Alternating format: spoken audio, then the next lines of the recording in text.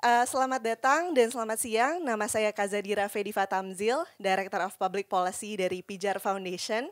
Dan merupakan kehormatan bagi saya hari ini untuk bisa memoderatori sesi berjudul Mimpi Indonesia Bebas Emisi, apakah kebijakan, regulasi, dan insentif saat ini sudah cukup? Nah, tujuan utama dari sesi ini sebenarnya adalah menjawab pertanyaan tersebut, teman-teman. Yaitu kita mau melihat pandangan dari sektor privat dan juga komunitas masyarakat, think tank, mengenai apakah peraturan-peraturan, regulasi, dan insentif dari pemerintah untuk net zero economy sudah cukup memadai atau tidak. Nah, tanpa berlama-lama lagi, saya mau mengundang keempat pembicara kita yang sungguh luar biasa. Pembicara kita yang pertama adalah Pak Rida Wirakusuma. Beliau merupakan CEO dari, tepuk tangan. Selamat Pak Rida. Pak Rida adalah CEO dari Indonesia Investment Authority atau INA. Nanti mungkin kita bisa banyak ngobrol dengan Pak Rida, apa itu INA dan perannya dalam mewujudkan net zero economy di Indonesia. Pak Rida juga merupakan sebuah eksekutif senior dengan banyak pengalaman di bidang perbankan dan jasa keuangan serta investasi. Berikutnya kita sambut pembicara Ibu Shinta Wijaya Kamdani. Berikan tepuk tangan teman-teman. Beliau sungguh sangat luar biasa. Beliau adalah yang baru saja terpilih menjadi Ketua Asosiasi Pengusaha Indonesia, APindo, the first woman to hold that position. Luar biasa. Beliau juga merupakan seorang business leader, philanthropist, dan beliau juga saat ini menjabat sebagai Wakil Ketua Hubungan Internasional untuk Kamar Dagang dan Industri Indonesia Kadin. Terima kasih, Bu. Berikutnya saya akan menyambut pembicara kita yang ketiga, yaitu Ibu Tiza Mafira. Kan tepuk tangan teman-teman. Mungkin teman-teman sudah pernah lihat beliau di Netflix, di dokumenter Pulau Plastik, dan mengetahui banyak rekam jejak aktivisme beliau, serta banyak kontribusinya di bidang policy analysis melalui Climate Policy Initiative Indonesia. Beliau saat ini menjabat sebagai Director untuk CPI Indonesia dan masih terus banyak melakukan aktivisme untuk iklim dan juga plastik. Welcome untuk Mbak Tiza Mafira. Dan pembicara kita yang terakhir adalah Bapak Agus Sari. Tepuk tangan. Pak Agus adalah CEO dari Landscape Indonesia dan beliau memiliki cukup banyak topi ya Pak, karena beliau juga merupakan pengajar di UI, di ITB, dan beliau sudah memiliki banyak rekam jejak termasuk di isu-isu konservasi hutan dan pemberdayaan masyarakat sosial dan lain sebagainya. So it's a very exciting panel. We have a very diverse background and experienced people. Dan tanpa berlama-lama saya akan mulai sesinya hari ini.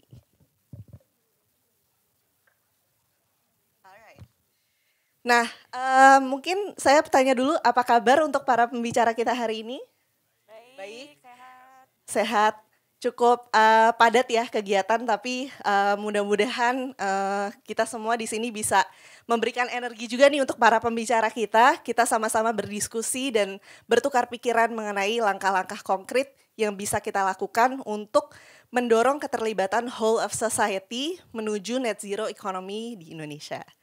Nah, untuk set konteks dari panel kita hari ini, saya mau mengundang Mbak Tiza Mafira untuk share her thoughts and insights on the Indonesian regulatory and policy landscape when it comes to net zero economy.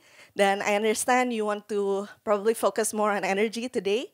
It is a very important sector sebagai penyumbang emisi salah satu yang terbesar di Indonesia sendiri. Silakan Mbak Tiza. Oke, terima kasih Mbak Adira. Dan selamat pagi semua teman-teman di sini. Saya hari ini akan memulai dengan sebuah konteks regulasi ya, sesuai yang diminta. Sebenarnya Indonesia itu sudah memiliki regulasi-regulasi yang sudah mencukupi, mumpuni atau tidak bagi kita untuk selamat dari krisis iklim ini, begitu kan? Dan sebenarnya kalau kita bicara regulasi, kebijakan itu sudah sangat banyak di Indonesia. Yang utamanya adalah, salah satunya adalah yang disebut NDC. Itu memetakan peta jalan kita menuju pengurangan emisi di 2030. Yang satu lagi namanya NZE, Net Zero Emissions Target. Itu memetakan bagaimana Indonesia bisa mencapai net zero di tahun 2060. Kemudian kalau kita bicara energi, ada Rencana Umum Energi Nasional, RUEN, ada RUPTL, Tenaga Kelistrikan, yang semuanya di situ memperlihatkan berapa bauran energi terbarukan Indonesia untuk tahun-tahun ke depan. Nah, saya mau bertanya kepada teman-teman di sini, apakah teman-teman ada yang dilibatkan dalam penyusunan NDC, NZE, RUN, atau RUPTL? Silakan, mungkin Silakan, bisa mungkin tunjuk ada yang tangan. bisa tunjuk tangan kalau misalnya pernah terlibat. 1, 2, luar biasa, terima kasih. Kurang banyak ya, karena saya berasumsi teman-teman di sini adalah berasal dari masyarakat dan kelompok masyarakat yang peduli dengan krisis iklim dan sama-sama ingin membangun Indonesia dan turut memikirkan bagaimana Indonesia bisa selamat dari krisis iklim dengan baik gitu. Namun proses pembuatan peta jalan tersebut tadi di Indonesia sangat cermat secara teknokratis, secara birokratis, sangat cermat. Banyak studi-studi yang dilakukan, namun menurut saya semua proses ini kurang terbuka untuk masukan dari penggerak ekonomi itu sendiri, yaitu swasta dan masyarakat. Saya pun tidak terlibat sejujurnya. Jadi kenapa kita perlu terlibat dan kenapa kita perlu mengetahui isi-isi dari peta jalan ini? Karena kitalah yang menggerakkan peta jalan itu nantinya. Kitalah yang menentukan apakah krisis iklim ini akan menjadi malapetaka ekonomi kalau kita tidak memanagenya dengan baik, atau justru jadi peluang ekonomi kalau kita memanagenya dengan baik. Tentu saja saya ingin, dan pasti semua ingin, ini menjadi peluang ekonomi. Nah, supaya bisa jadi peluang ekonomi, maka yang harus terlibat adalah pihak swasta dan pihak masyarakat. Jadi saya akan bercerita sedikit status ya dari pihak-pihak ini nih sekarang. Bagaimana dengan pihak swasta? Mungkin kita pertanyaannya adalah apakah pihak swasta itu pede melakukan investasi hijau di Indonesia? Itu pertanyaannya. Kalau menurut saya, berdasarkan observasi yang saya lakukan dan studi-studi yang kami lakukan dan diskusi dan focus group discussions yang kami lakukan, belum pede. Jadi misalnya saja saya sebut sektor listrik ya. Sektor listrik di Indonesia itu sebenarnya banyak sekali yang tertarik investasi di energi terbarukan. Itu barang seksi. Saat ini kita membutuhkan 335 kali lipat pembangunan solar panel daripada yang ada sekarang. Jadi solar panel itu adalah potensi renewable energy, energi terbarukan terbesar di Indonesia. Merata panasnya Indonesia itu.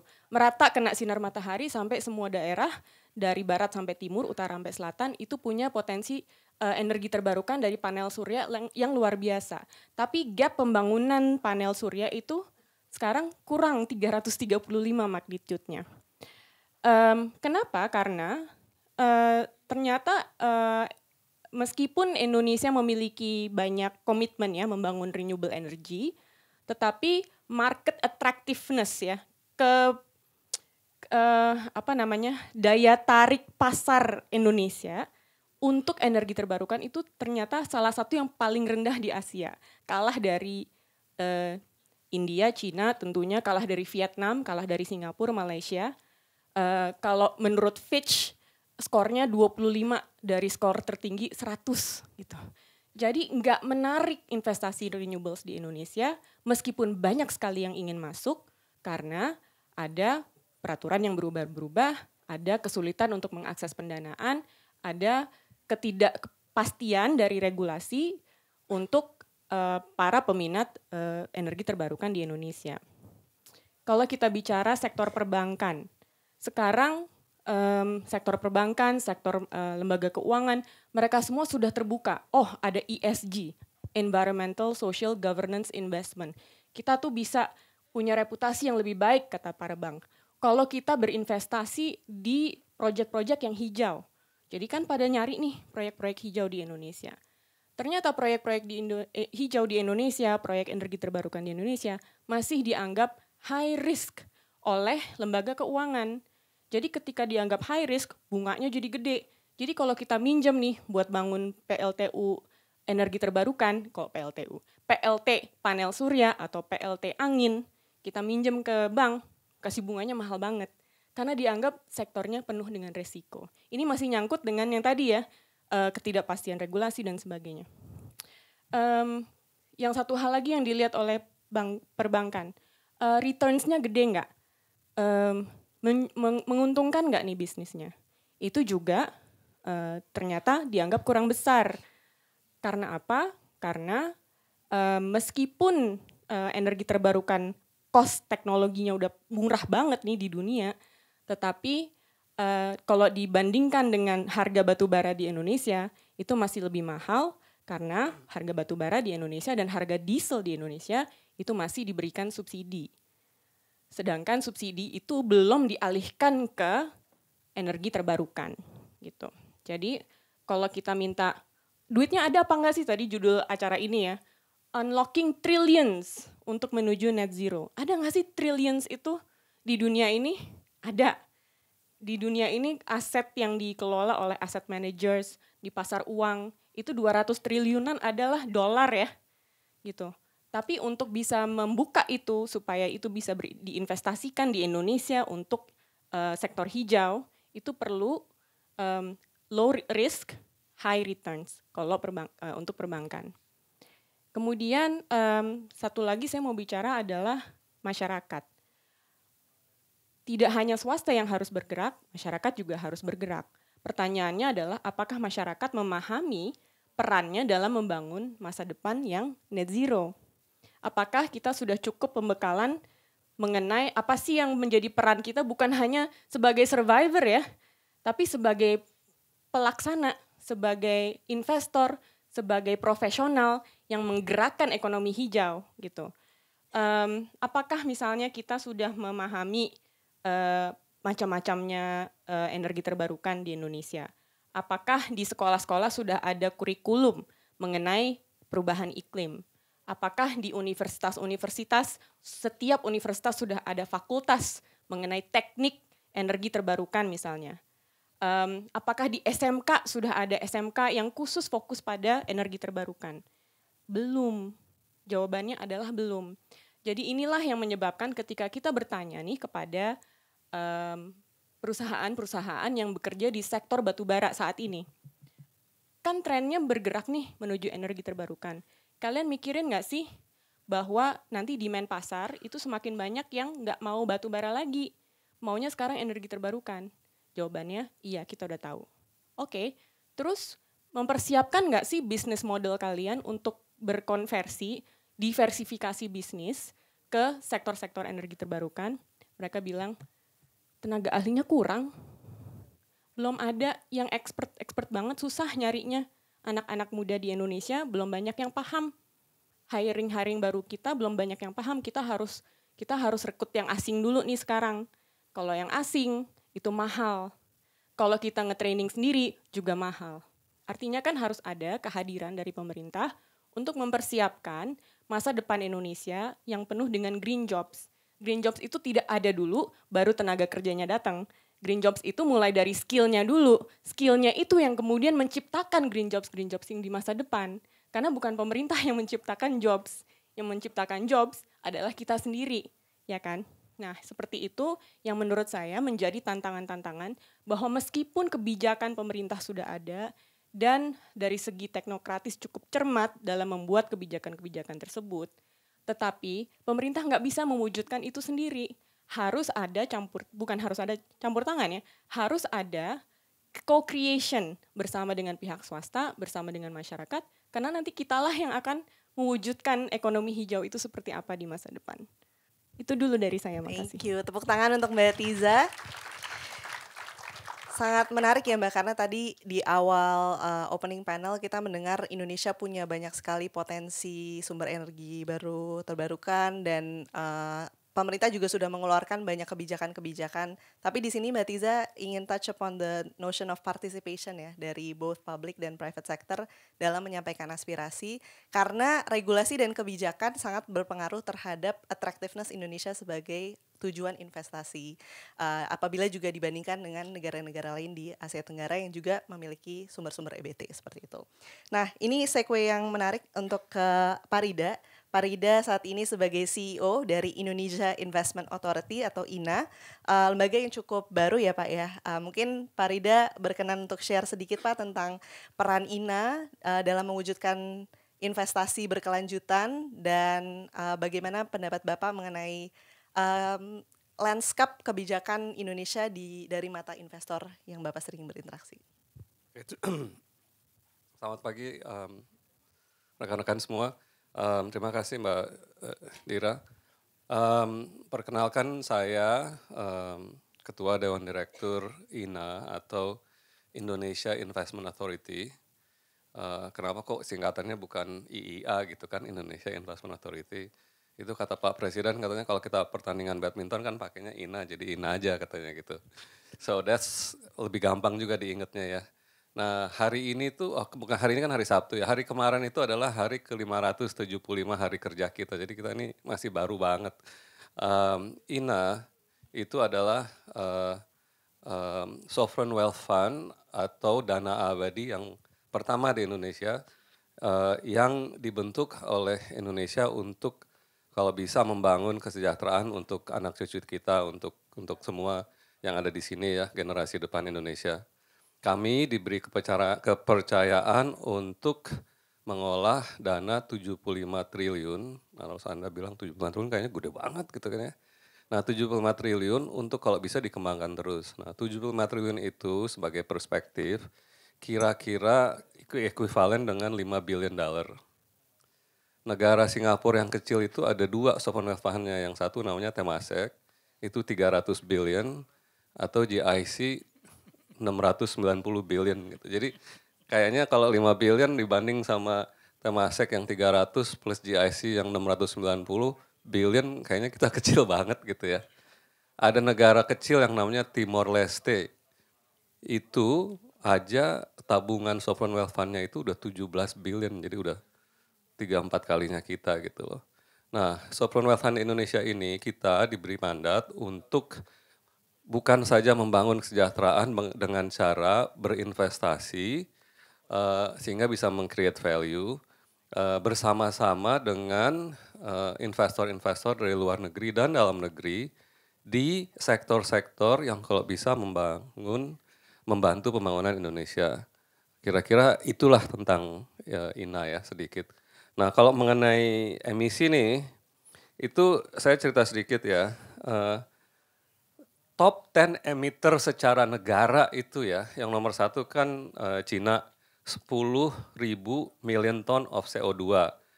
United States 5.400 million ton. Indonesia itu nomor 10, 615 juta ton. Itu kalau per total, jadi kalau kita itu nomor 10, jadi dianggap kita tuh kan kayaknya salah satu the biggest polluters gitu. Tapi kalau per kapita, itu kita tuh amat sangat kecil. Jadi kalau misalnya di Amerika itu 15 ton per orang, kalau di kita itu hanya 2 ton per orang. Jadi basically sebetulnya Indonesia itu agak-agak kecil kalau dari segi per kapita. However, kalau kita lihat, karena kita itu negaranya besar, orangnya banyak, itu 2 ton itu akan bisa naik cepat kalau kita nggak berhati-hati. Secara industri itu yang polutan terbesar, tadi juga Mbak Tiza banyak banget sekali bicara ya, itu adalah energi, nomor 1 energi. Yang kedua transport, transport tuh kayak mobil, kereta api, kapal terbang segala macam. Yang ketiga manufacturing, selalu agriculture. Nah jadi kira-kira tuh kalau dipikir Indonesia itu memang besar karena negaranya besar, tapi kalau per kapita kita masih kecil. Nah cuman fokusnya itu kita mesti tahu, the biggest problem itu nomor 1 kan energi, nomor 2 adalah transport, nomor 3 baru manufacturing, itu yang the biggest pollutant-nya lah. Nah poin yang ketiga yang saya sampaikan, dengan tahu begitu, Ina ngapain sih itu kasarnya? How can we actually do? By the way yang tadi saya bilang 5 billion itu, sekarang ini setelah berjalan 2 tahun kami sudah naik angkanya jadi dengan melalui investasi jadi 8 billion, jadi kira-kira 110-120 triliun. Jadi lumayan lah perkembangannya. Nah kita sudah melakukan beberapa hal. Kalau di bagian energi, tadi kan saya sebutkan energi itu yang the first pollutant ya. Di energi itu kami bersama-sama dengan the largest renewable company di Indonesia, di dunia ya, one of the largest sebetulnya, itu membawa IPO Pertamina Geothermal Energy, itu the largest geothermal company in Asia, the second largest in the world. Karena kita ini kan diberkati dengan panas bumi yang luar biasa ya. Jadi geothermal energy itu potensinya besar banget. Nah, jadi IPO namanya PGE atau PGEO ya kalau itunya. Kalau kalian mau beli saham itu namanya PGEO ya.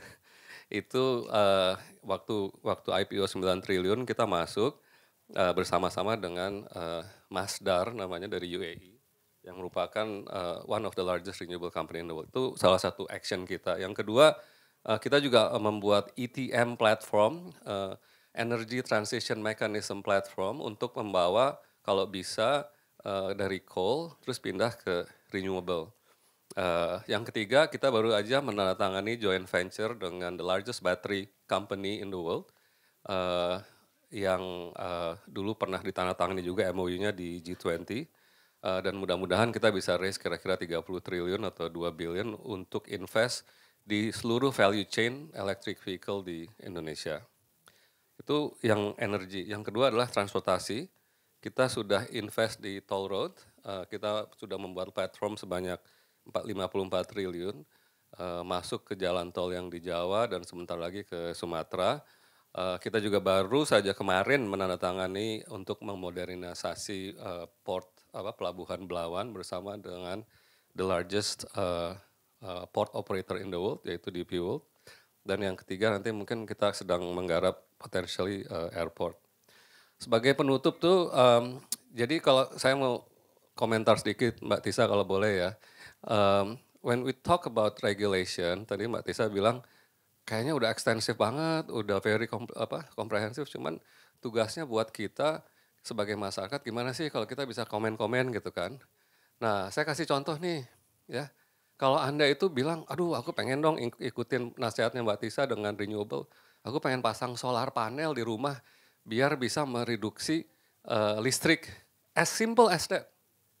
Ternyata PLN bilang kalian nggak bisa jual, nggak bisa pakai, pakainya cuma maksimum cuma 20% kalau nggak salah gitu, 15%.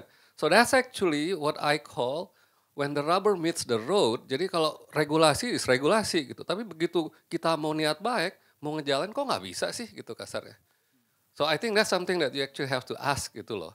Tadi kalau misalnya Mbak Tisa bilang, kalau soal misalnya pembiayaan, everything kalau ada uangnya, ada gula, ada semut gitu. Kalau misalnya orang mau masuk ke renewable tapi return on investment-nya itu bisa baik, itu pasti akan banyak yang mau masuk. Nah sekarang itu kalau mereka mau masuk untuk pakai aja sendiri aja nggak boleh gitu, karena harus masuk lewat ke PLN dulu.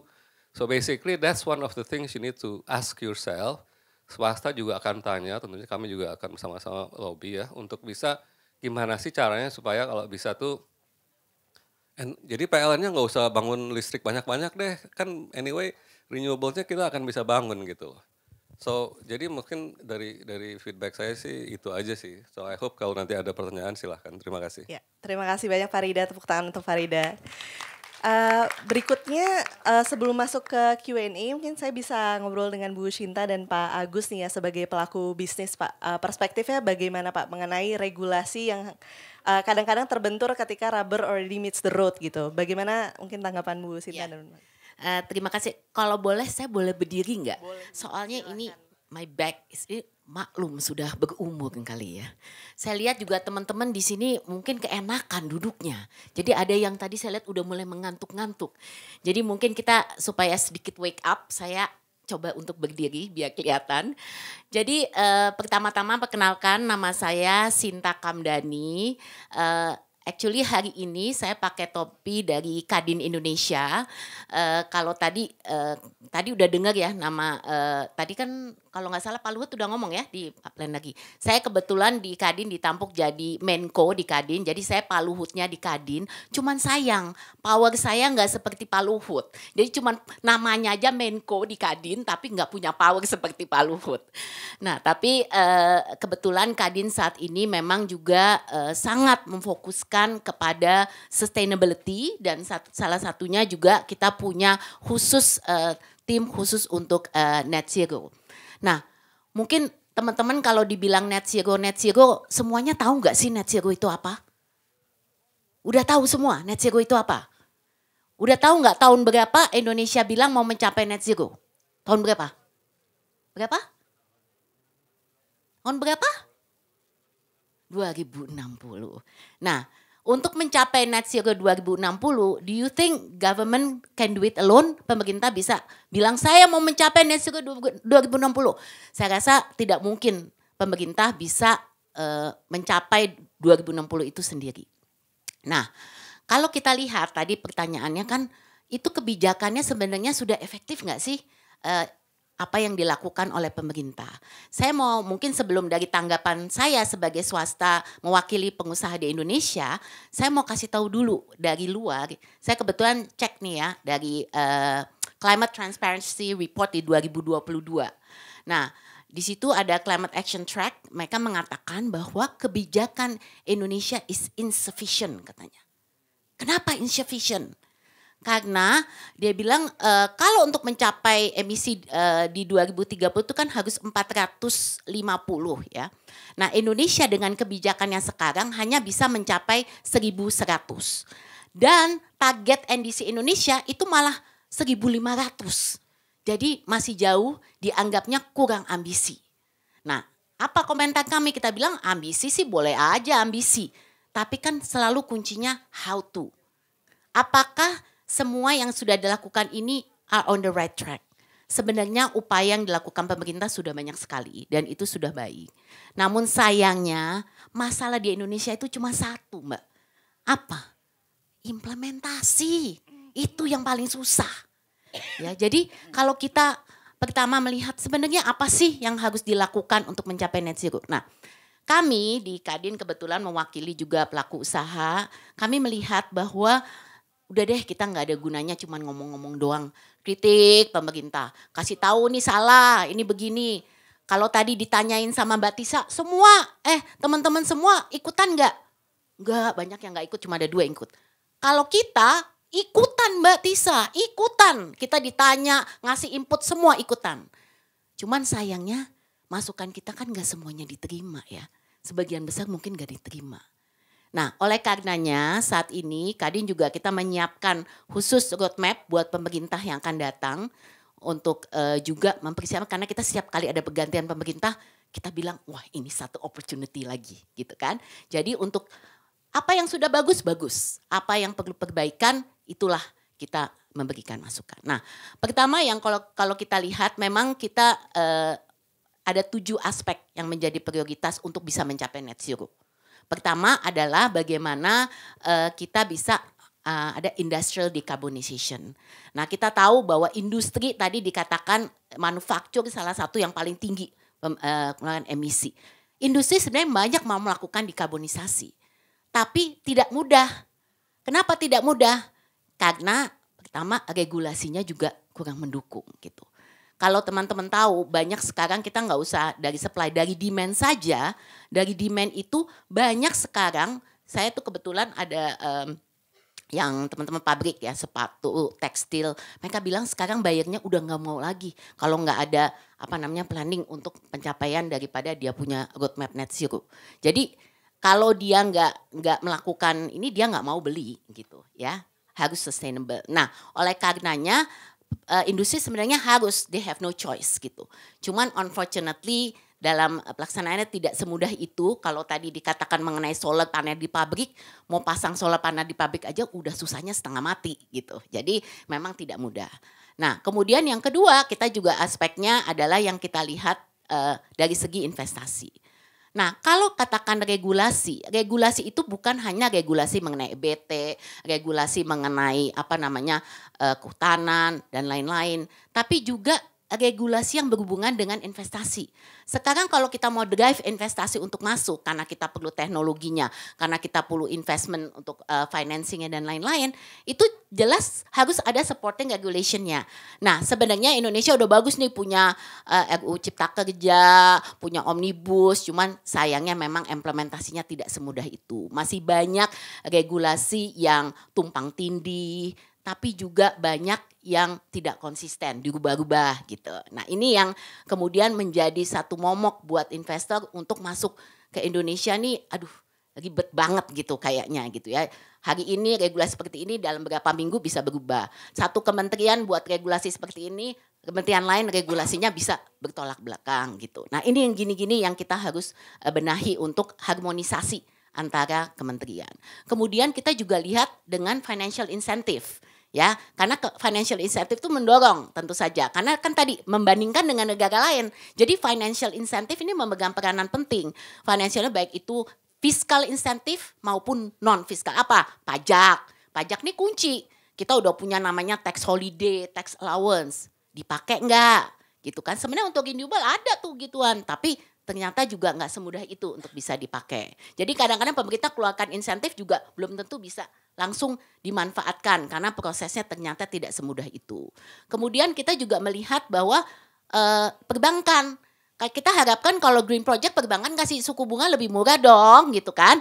Ternyata kan kenyataannya nggak demikian gitu. Jadi nggak segampang itu untuk bisa mendapatkan insentif dari segi juga suku bunga.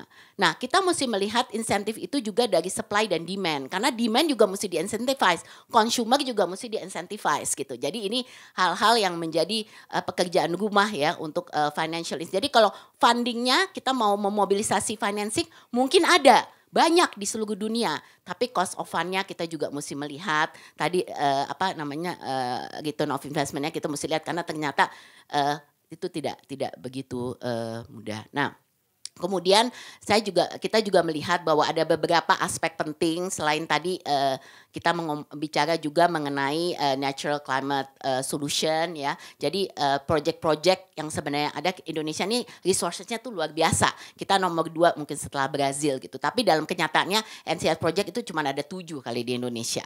Kemudian juga circular economy, kita ngomongin waste management segala macam. Nah, itu juga gitu.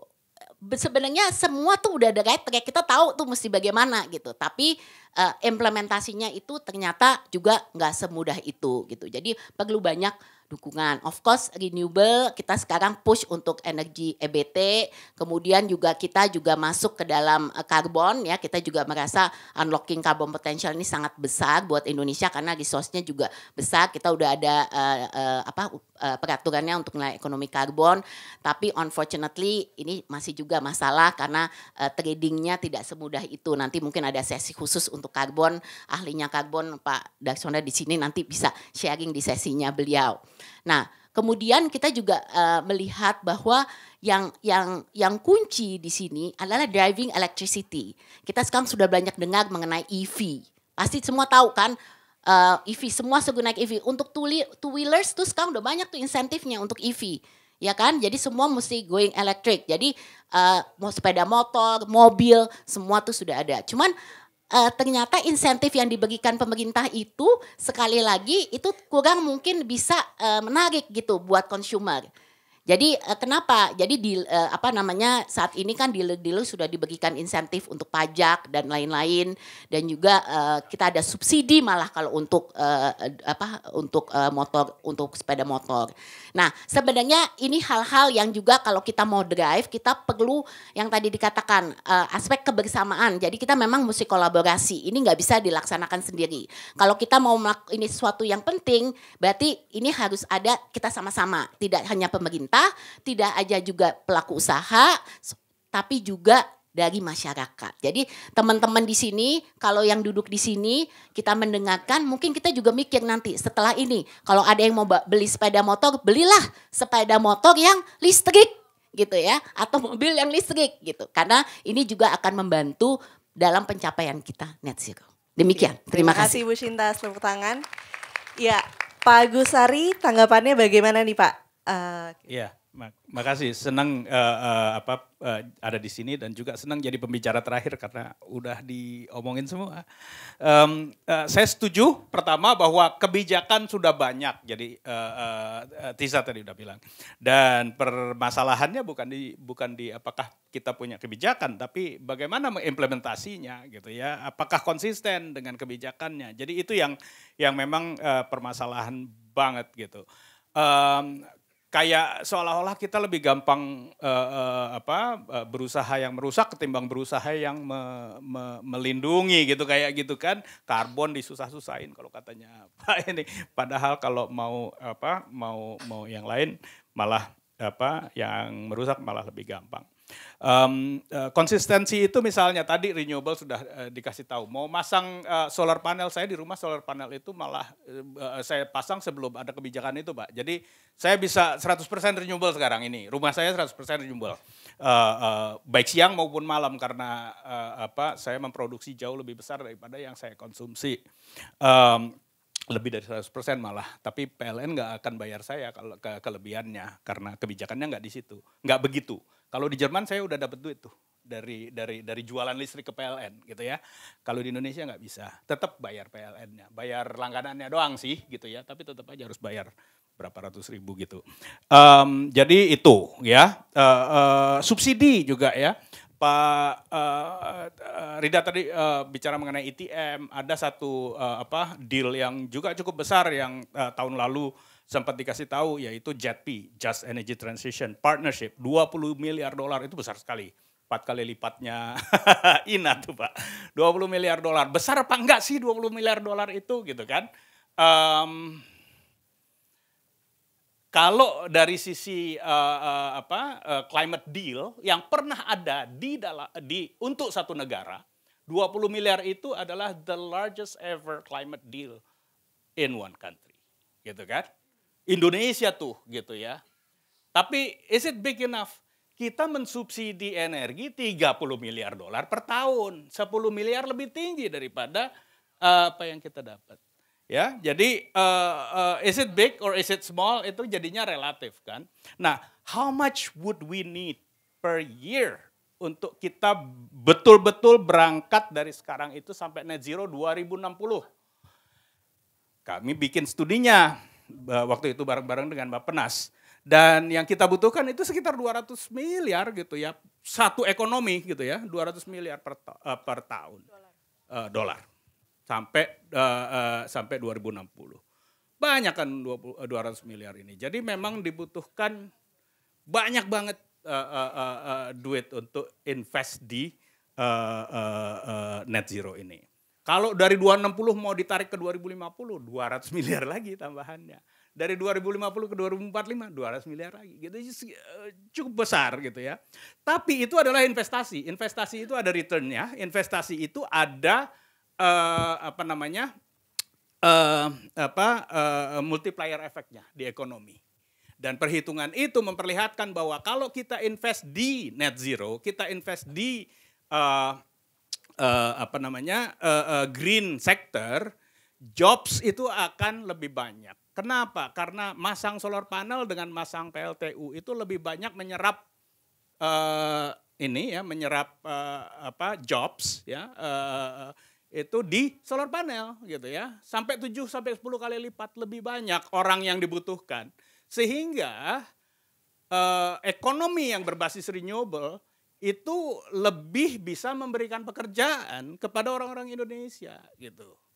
Dan net efeknya itu kita akan meningkatkan lapangan kerja, menurunkan pengangguran dari green jobs ini, gitu kan. Kemudian juga yang konsisten lagi adalah kita mau net sink ya pada tahun 2030. Saya kira itu yang paling bagus dan saya harus angkat topi kepada KLHK bahwa kita itu deforestasinya itu menurun drastis selama 10 tahun itu kita turun 90% loh deforestasi kita. Dari lebih dari sejuta hektar per tahun, sekarang itu sekitar 100 ribuan gitu. Itu kan bagus gitu ya, bagus. Kebijakan bagus, pelaksanaan bagus, tapi kemudian ada inkonsistensi. Ada kebun-kebun sawit di dalam hutan yang ketimbang aturannya diperbaiki, ketimbang yang masuk ke hutan ini dihukum gitu ya, dia diberikan pemutihan katanya. Dan berapa besarnya pemutihan ini? 3,5 juta. Gitu ya, 3,5 juta hektar ini ada hutan yang terpaksa harus dilepaskan untuk dijadikan kebun karena memang sudah dijadikan kebun gitu ya, memang sudah diambil secara paksa zaman dulu gitu. Jadi ada beberapa yang memang masih tidak konsisten. Masalah struktural tadi sudah disebutkan, itu satu lembaga yang satu perusahaan yang monopoli gitu ya. Yang bikin susah aja gitu. Mau masang renewable di rumah nggak boleh gitu kan. Nah, ada satu cara misalnya, bisa nggak misalnya ya semuanya harus lewat dia yang harus beli dan dia harus menjual kembali. Ada satu cara misalnya gini, perusahaan-perusahaan internasional terutama itu harus memenuhi target-target renewable-nya secara internasional. Satu adalah bahwa dia harus 100% renewable pada tahun tertentu gitu ya. Dan ada banyak perusahaan yang kayak gitu, L'Oreal diantaranya ya, PwC adalah keduanya, dan mereka Nike ketiga gitu ya. Susah mereka mendapatkan 100% renewable kalau aturannya kayak begini. Akhirnya Nike misalnya satu contoh, mereka tidak lagi berkembang di Indonesia. Mereka pindahkan semua pengembangan bisnisnya ke Vietnam. Karena di Vietnam mereka bisa mendapatkan 100% renewable. Caranya gimana? Caranya adalah mereka bisa membeli langsung dari produsen renewable energinya. Sehingga kabel PLN-nya itu disewa aja gitu. Jadi misalnya ininya izin sedikit lagi. Misalnya ininya pabriknya di Jawa gitu ya. Renewable energinya di Madura gitu ya. Bisa aja kita sewa deh PLN kabelnya untuk membawa renewable-nya dari Madura ke Jawa. Itu kalau di Vietnam boleh. Di sini sebetulnya sudah ada ininya, kebijakannya, tapi nggak boleh. Itu tetap nggak boleh karena itu akan menghilangkan monopoli. Nah, itu yang saya kira harus kita cari jalan keluarnya. It's a collective action, ya kan? Jadi kita harus bekerja sama-sama. Semua punya peran. Dan yang paling penting, nah ini terakhir penutupannya, adalah political will. Orang kayak Pak Luhut itu jarang masih, gitu kan, yang bisa melihat masa depan dan melupakan apa yang mungkin bisa menjadi konflik of interest. Jadi melihatnya secara lebih besar, secara lebih kebangsaan, lebih keindonesiaan, itu jarang gitu. Jadi kalau misalnya ada atau kayak Chrissy Barents gitu ya, yang di parlemen memperjuangkan ekonomi hijau, itu juga jarang gitu. Yang lebih banyak adalah udahlah dia ngambil keputusannya untuk energi, dia juga punya tambang batu bara, dia juga punya PLTU gitu. Jadi kebijakan yang dia buat pasti dicocok-cocokin supaya bisnisnya nggak terganggu kan gitu. Political will itu paling penting, dan itu yang harus kita semua collective action demand dari semua orang. Makasih. Terima kasih Pak Agus Hari, tepuk tangan. Ya, kita langsung masuk ke sesi Q&A. Mungkin panitia bisa bantu terkait mikrofon. Ya, Mbak di jilbab dengan garis-garis. Silakan langsung nama dan satu pertanyaan supaya yang lain bisa bertanya. Satu pertanyaan ya. Oke. Selamat siang, terima kasih. Perkenalkan, nama saya Nandita Nurrahma dari Jakarta Selatan. Terima kasih untuk pemaparan dan sharing hari ini. Izinkan saya menjelaskan terlebih dahulu permasalahan yang ada di benak kami, karena kami di sini ada mahasiswa, ada yang profesional, ada juga staf dari beberapa instansi, para narasumber. Jadi tadi terkait dengan Pak Rida sudah menjelaskan bahwa nanti ada kerjasama untuk electric vehicle, kemudian mechanism from coal to renewable. Tapi tadi Kak Melisa menjelaskan bahwasannya sebenarnya ada konflik of interest terkait dengan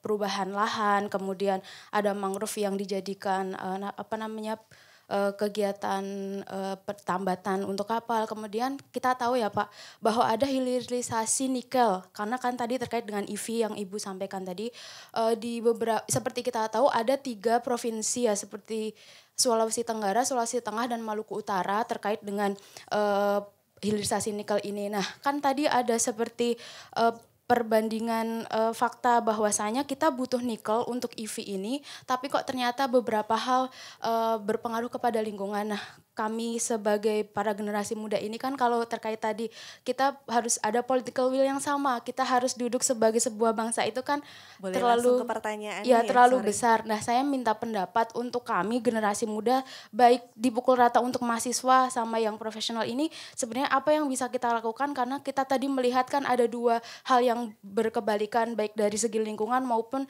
tujuan kita mencapai Indonesia Net Zero di 2060 melalui EV ataupun kegiatan program kerjasama lainnya seperti itu. Terima kasih. Terima kasih. Pertanyaan berikutnya, kita langsung tampung 3 pertanyaan di satu ronde ya. Yang baju hijau,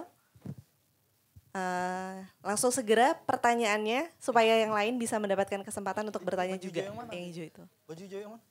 dua-duanya. Hijau itu dan itu, iya. Dua-duanya hijau.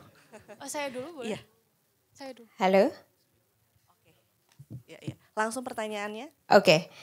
Teman-teman, perkenalkan nama saya Mili, saya anggota DPRD Provinsi DKI Jakarta. Terima kasih untuk pemaparannya, narasumber. Saya apresiasi untuk kebijakan mengenai renewable energy, tapi jujur saja, sebetulnya di pihak pemerintah, khususnya Jakarta, ini sangat tidak populer untuk dibahas karena kita akan balik lagi membahas soal budget atau anggaran. Beberapa kali misalnya kebijakan ini menariknya adalah ada angka belanja. Angka belanja itu adalah celah yang sangat enak sekali untuk dinas sebagai ruang korupsi. Jadi ada kebijakan renewable energy maka budgetnya adalah belanja perlengkapan semuanya elektrik seperti mobil dan motor yang itu sebetulnya kami tolak tidak semuanya. Disetujui untuk pengajuan dari beberapa dinas. Tetapi ada yang menarik di sini di mana Langsung pertanyaannya budget, Mbak, mohon maaf. ya, karena budget keterbatasan utilitas itu cukup tinggi setiap tahunnya di Jakarta dan mungkin bisa memberikan gambaran kepada kami sebetulnya budget utilitas jika satu tahunnya menghabiskan sekitar 1-3 M per dinas. Kira-kira kalau disandingkan dengan budget solar, berapa nilai investasi dan bagaimana returns-nya? Itu saja pertanyaan saya, terima kasih. Ya, terima kasih. Mohon maaf karena keterbatasan waktu hanya bisa menerima 2 pertanyaan, tapi nanti mungkin bisa dilanjutkan diskusi di luar sesi ya dengan para panelis. Mungkin saya langsung berikan floor kepada seluruh panelis untuk menyampaikan tanggapan kepada 2 pertanyaan. Mungkin saya mulai dengan Pak Rida ya Pak. Tadi pertanyaan pertama terutama ditujukan mengenai mungkin cost dari investasi hijau itu sendiri kali ya Pak ya. Bagaimana kita menyeimbangkan economic growth dengan environmental sustainability. Mungkin high level saja bagaimana kita membalance-nya dari pemerintah perspektifnya Pak. Ya, sebetulnya kalau buat saya mungkin bukan yang tepat untuk menjawab ini, mungkin ada yang lain bisa lebih tepat ya. Kalau saya itu kan sifatnya investasi langsung bukan policy making ya. Nah sekarang itu Indonesia memang punya sumber alam yang namanya nikel, punya sumber alam yang namanya koper, punya sumber alam yang namanya boksit, punya sumber alam yang namanya manganis. Itu semua adalah materi-materi yang penting untuk industri hijau, electric vehicle, mau di Indonesia mau di luar negeri gitu. Sekarang itu Indonesia dengan pemerintah Pak Jokowi bilang memaksakan dengan baik bahwa tidak boleh ekspor raw material, harus diolah di Indonesia. Nah, yang paling ya dan itu sudah dilakukan gitu. Makanya kalau dilihat dalam 12 semester terakhir itu kita kan sudah trade surplus, sudah balance of payment surplus. Itu salah satunya adalah hasil dari ekspor yang sudah tidak baku lagi gitu. Dari situ arahnya udah bagus gitu loh. Nah nanti kalau misalnya impact ke lingkungannya bagaimana?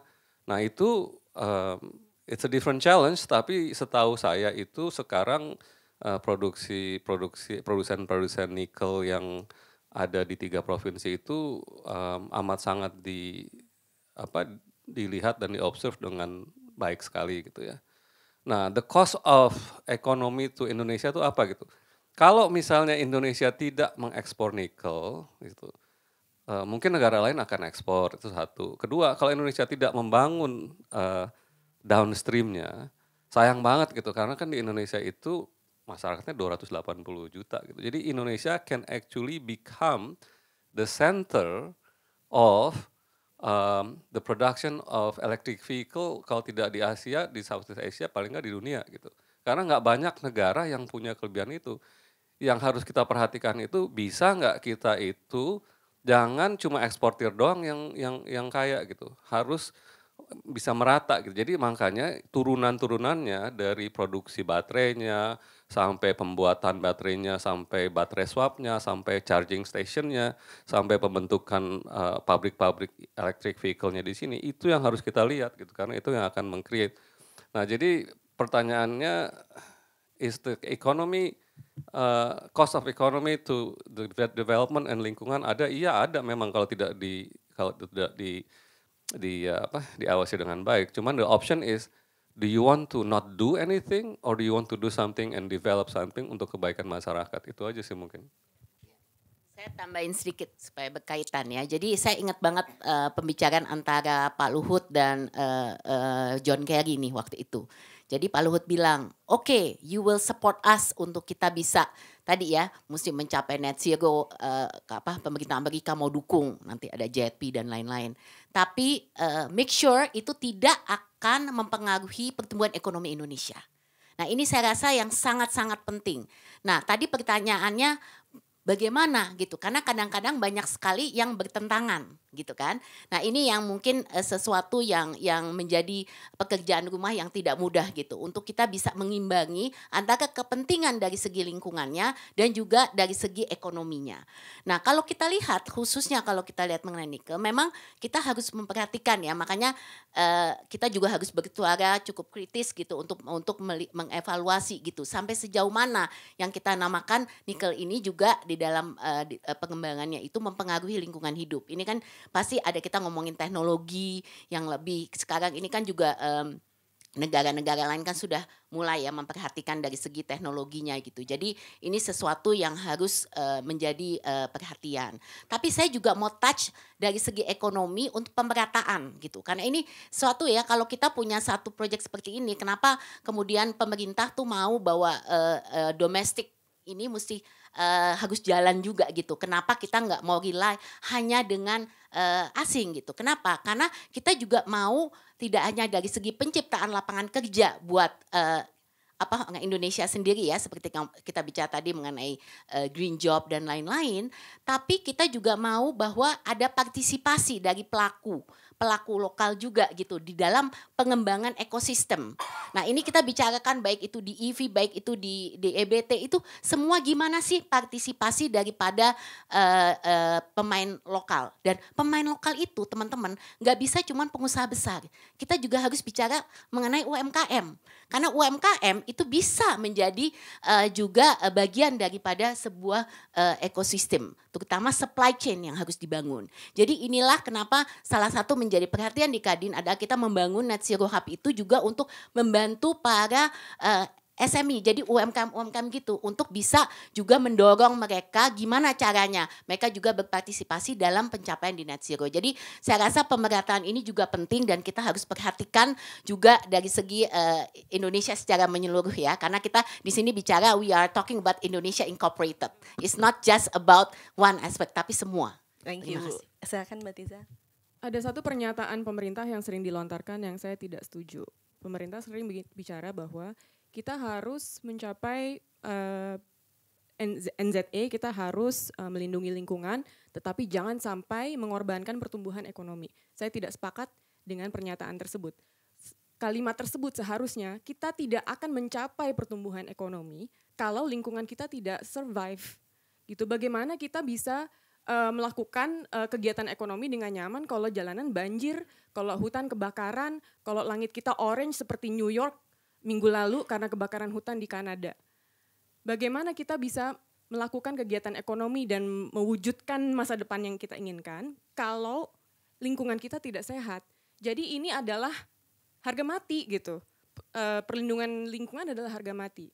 Nah, bicara tentang EV ya, perkembangan nikel, perkembangan EV, menurut saya tidak ada yang salah dengan teknologi electric vehicles itu sendiri. Itu bagus, itu bersih. Tetapi kan yang menjadi permasalahan di Indonesia kan adalah bahwa sumber listriknya yang digunakan untuk mencharge EV tersebut adalah listrik batu bara. Yang saya heran, banyak sekali subsidi yang diberikan untuk kendaraan listrik. Mana subsidi yang diberikan untuk energi terbarukan, untuk solar panel, untuk tenaga angin gitu. Kenapa mudah sekali sekarang untuk membeli EV tetapi tidak mudah untuk membeli solar panel? Ada sebabnya. Karena Indonesia, terutama Jawa Bali, itu kapasitas listriknya berlebih. Oleh karena kapasitas listriknya berlebih, pemerintah ingin lebih banyak demand listrik. Makanya jualan mobil listrik. Supaya nggak over capacity, supaya listriknya tuh kepake gitu. Menurut saya ada cara lain untuk menghadapi over capacity ini. Daripada mencoba meningkatkan demand yang kemudian nanti akan naik juga dengan sendirinya karena populasi kita akan terus bertumbuh. Kenapa nggak dikurangi supply-nya? Kenapa nggak ditutup aja salah satu PLTU batubara yang memang udah nggak dibutuhkan lagi gitu. Dan cukup mencemari dan cukup mempolusi udara kita saat ini ya. Kalau warga Jakarta pasti tahu setiap pagi ngecek AQI di HP stres ya, nggak pernah bagus, ya kan? Very unhealthy, very unhealthy. Ini kapan gue bisa keluar gitu kan? Itu karena PLTU batubara salah satunya yang berada di sekitar Jakarta. Jadi ada harapan tadi sempat disebutkan ya oleh Pak Rida bahwa ada ITM salah satunya itu adalah akan mencoba memfasilitasi skema keuangan yang bisa mempensiunkan batubara dini. Tetapi itu harus kita kawal bersama-sama karena sampai sekarang belum deal tuh. Belum deal. Tahun ini harus deal kalau menurut saya. Kalau nggak deal tahun ini kita nggak punya kepercayaan bahwa ini bisa terjadi di masa depan. Jadi itu yang saya sangat harapkan bahwa kita bisa menunjukkan PLTU batubara satu aja tahun ini aja tutup di Jawa Bali. Thank you Mbak Tiza. Mungkin short statement sekaligus menutup sesi Pak Agus Hari. Iya, makasih. Saya tinggal mengamini aja sebetulnya sudah selesai. Tapi tadi ada Sis Mili ya dari DPRD. Saya setuju bahwa Jakarta penutupan batubara itu sebetulnya juga berdampak sangat positif untuk Jakarta karena salah satu penyebab itu tadi AQI-nya itu ya, Air Quality Index-nya Jakarta itu sampai beberapa hari yang lalu toksik loh. Bukan cuma jelek, bukan cuma berbahaya tapi toksik, beracun. Yang kalau di negara lain orang nggak boleh keluar rumah itu udah sampai segitu gitu ya. Tapi kita masih tetap aja keluar, masih kerja segala macam kan. Toksik loh gitu ya. Pneumonia itu sudah menjadi endemi di Jakarta. Menutup batu bara itu bukan cuma menurunkan karbon dioksida, tapi juga menurunkan polusi lokal. Dan dengan demikian kita harus sebetulnya sebagai orang Jakarta harus tuntut itu untuk kesehatan kita semua. Karena kalau kita sakit yang bayar kita bukan orang lain gitu kan. Jadi itu bayangkan. Kalau semua rencana PLTU yang ada di sekitar Jakarta, 100 km dari pusat kota Jakarta itu dibangun semua, ada 24 unit PLTU batubara ada di sekitar Jakarta. Dan itu Jakarta akan menjadi kota yang dikelilingi unit pembangkit batubara terbanyak sedunia. Jadi jangan heran kalau kita sekarang itu punya air quality terburuk sedunia, gitu kan? Jadi dan kemudian kendaraan itu juga harus sistematik. Kalau semuanya diganti EV semua, apa macetnya berkurang? Kan enggak, gitu kan? Jadi memang harus besar-besaran itu kita investasi di kendaraan umum. Jakarta termasuk yang paling baik mungkin di Indonesia untuk kendaraan umum dan do that even more gitu kan untuk kita semua gitu kan untuk kita semua. Nah mengenai hilirisasi saya kira nggak banyak ininya. Saya setuju bahwa ada dua hal yang bagus. Hilirisasi itu bagus buat ekonomi Indonesia. Hilirisasi itu bagus untuk renewable. Asal ya syaratnya adalah dia harus dilakukan dengan standar lingkungan yang tinggi, dengan standar human rights yang tinggi, tanpa mengorbankan sesiapapun. Sekarang ini orang-orang di sekitar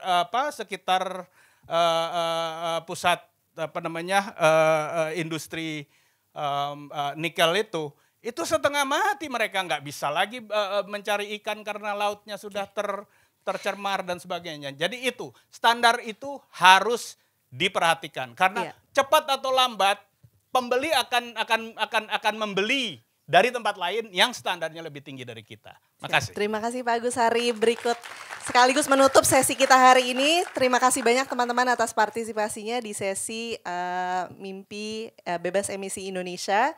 Tadi kita sudah banyak mendengar tentang pentingnya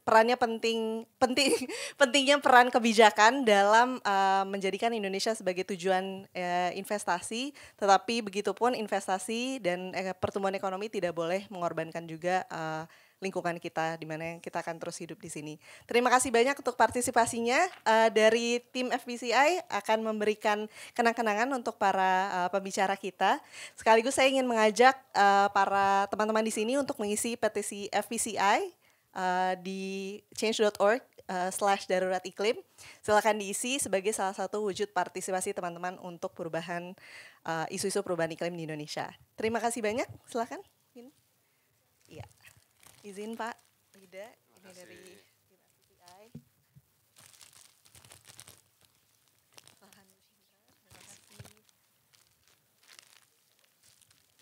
Silahkan Mbak Tiza.